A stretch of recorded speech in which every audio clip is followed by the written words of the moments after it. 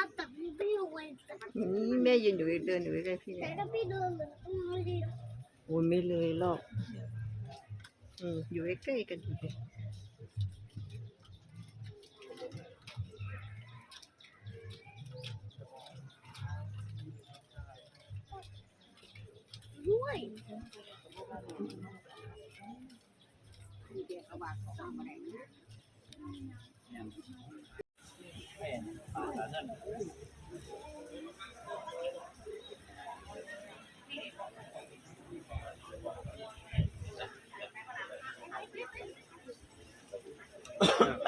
ไม่ให้ขึ้นไปอีกก็บอกว่าโอ้ยตก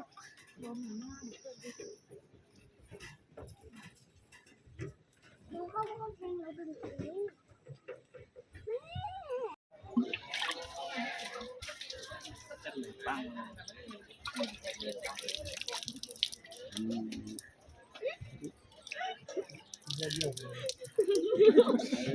ปากโอ้ยปวดเด้